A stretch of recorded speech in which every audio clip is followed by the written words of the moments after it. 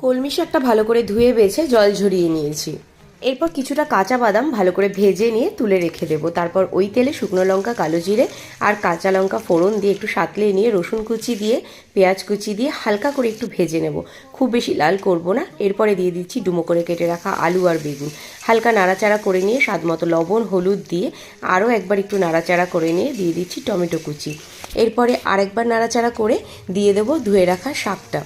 এরপর ঢাকা দিয়ে এটাকে হাই ফ্লেমে 10 মিনিটের জন্য রান্না হতে দেবো। ফুল রেসিপি ডিটেলস অলরেডি আমার পেজে দেওয়া আছে, আর রেসিপির লিঙ্কটা তোমাদের সাথে ফার্স্ট কমেন্ট আর ডেসক্রিপশনে শেয়ার করে দিচ্ছি, তোমরা চাইলে সেখান থেকে দেখে নিতে পারো। এরপর ভেজে রাখা বাদামগুলো হালকা গুঁড়িয়ে নিয়েছিলাম, সেইটা নারকেল কোড়া সবটা দিয়ে আরও একবার ভালো করে নাড়াচাড়া করে সামান্য একটু চিনি দিয়ে দিলাম। আরেকবার নাড়াচাড়া করে নিয়ে গরম গরম নামিয়ে ভাতের সাথে সার্ভ করে দেবো এই কলমি শাকটা। খেতে দুর্দান্ত লাগে, যারা শাক পছন্দ করে না তাদেরকে এইভাবে রান্না করে খাওয়ালে